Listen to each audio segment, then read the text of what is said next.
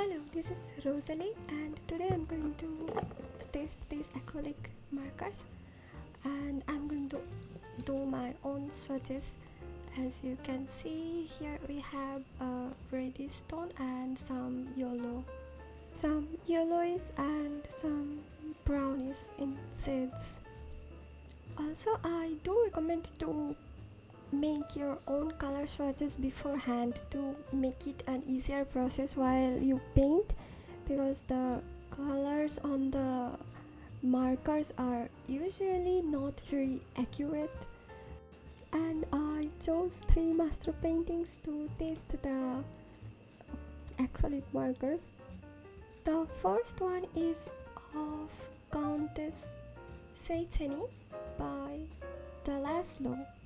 This was painted in 1921. Hopefully I'm not pronouncing their name very wrong. I'm sorry if I am, by the way. Okay, so one thing about these markers are that they blend really well and they're very smooth to paint with. I think this is similar to their 90 set of 90 color set acrylic markers. And if I'm not very wrong, then I think most of these skin color set acrylic markers, or the same colors, were available in that 90 set color box. Not all of it, but I think most of it. Also, another thing, that since this painting had a really cool color skin tone, I think I was missing this cool pink skin tone. Not really skin tone, cool color pigment, light coal, which I think I have in my 1990 color set. But still, so far I think I like it so much.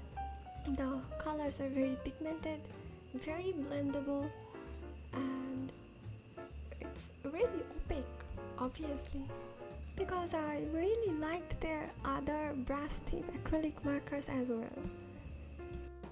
One thing to keep in mind, that if you reapply it while the colors on your page is still wet, then it might tear your pages a little bit. But if you apply it after the color is fully dried up, then it will glide very smoothly. This color that I'm using with right now, this dark brown color, this is the darkest color of this box. Also this here I'm using a different gray color from a different box, because I really needed a bluish gray to color up my portrait. I can't do portraits without a little hint of blue. And this portrait even had blue in it, so I think I kind of cheated here. Oh, by the way, I'm on Patreon now, and I posted a guide to acrylic markers for my free members. But if you want to support my art by being a paid member there, it will really be helpful to my art journey. So I think you can be my YouTube member as well. And if you don't wanna do that as well, you can leave a really nice comment. That will be helpful too. Also, this red on the lips weren't in this box, by the way. I had to take them from that 90 color set. So I really hope arrtx would provide us a red in this box, in this skin color set. Red is really necessary for painting skin tone. Even if it's light red, I'll take it.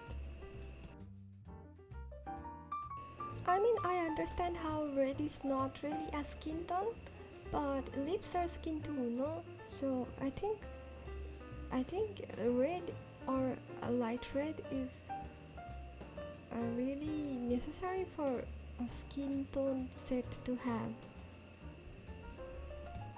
And see how this dark brown color, reapplying it is making the hair look better now. I really like this brown color, it's really opaque, and I mean not just this brown color, everything in this set is really opaque and beautiful. Here there was this bluish highlight in her hair, but I decided to change it later.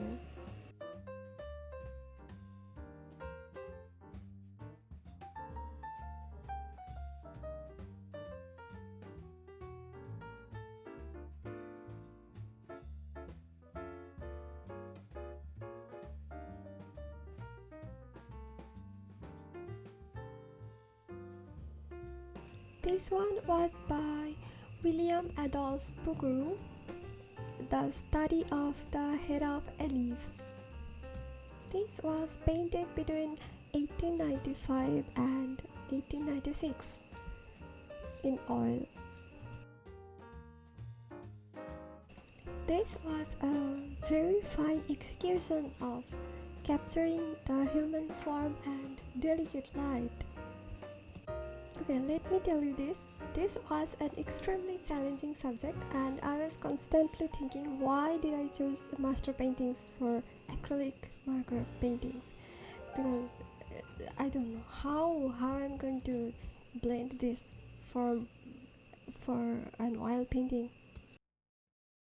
I'd like to mention that I haven't seen any of these paintings physically, but I think this one particularly isn't even available, because I think this is now held in private collection.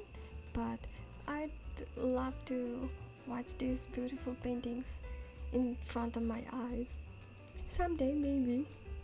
This grayish pinkish light marker was really softening the skin tone very well.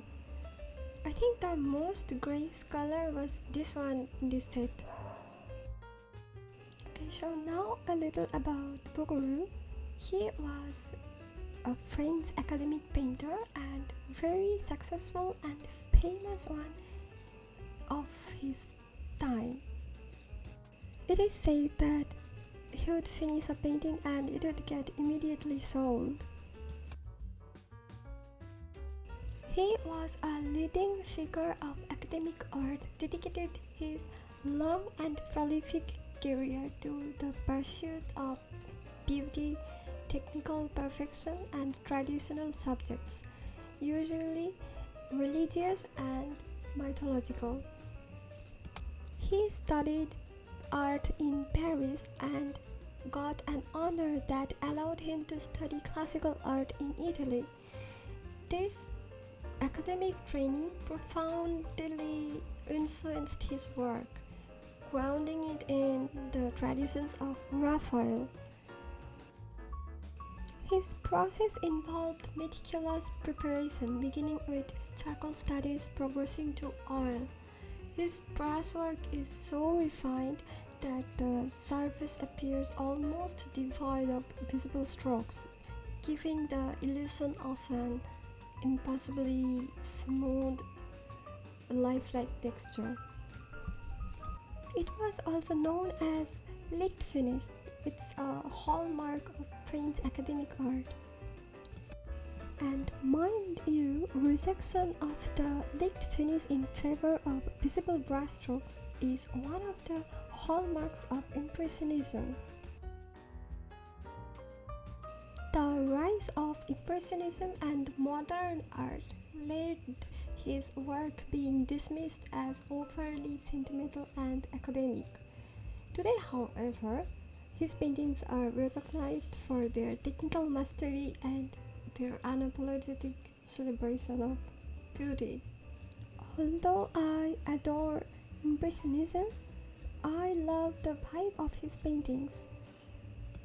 I think my favorite work of his is the Nymphs and Satyr. One of the very famous one would be the Birth of Venus, Pieta, Virgin of the Lilies, Dante and Virgil, Okay, so here another thing about acrylic markers, that if you wet your brushes a little bit before blending, I think it blends better and it gives you a smooth finish. And if you just tap with your finger, then you will get a texture, while it will blend really well as well.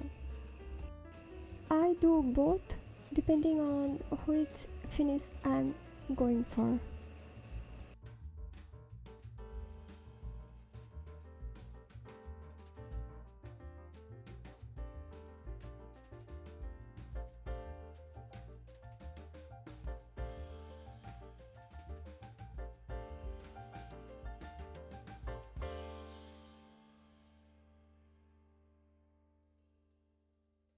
This one is Mademoiselle Susan Poisson by John Singer Sargent, dated in 1884.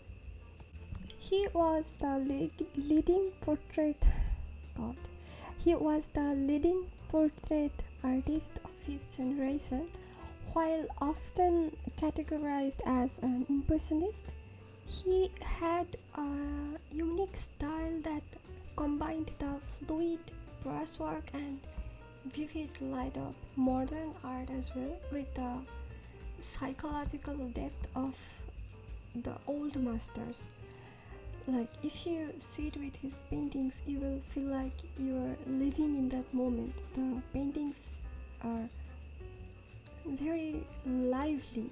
Sargent received several portrait commissions in Paris, and he would be so confident at it that his fame spread quickly, and he confidently set high prices and turned down unsatisfactory sitters. But upon painting Madame X, it was very scandalous at the time.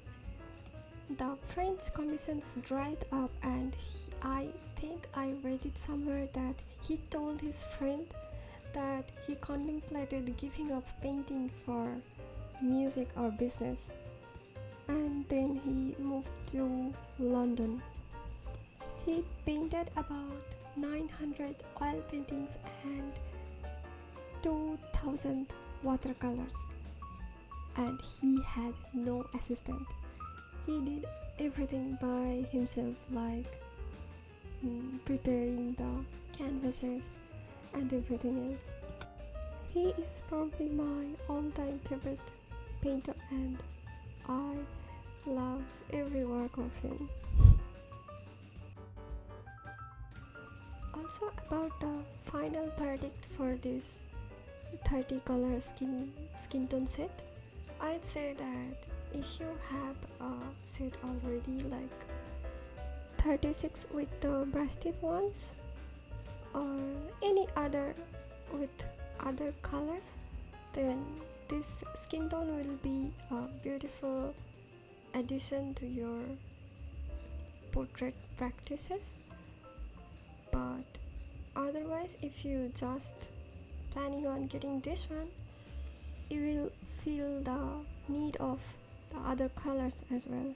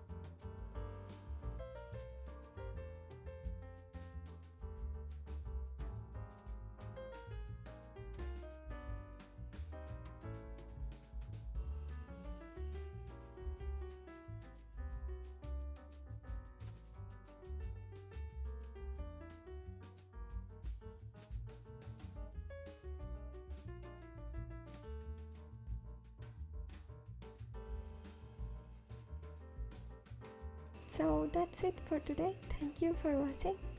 Bye bye.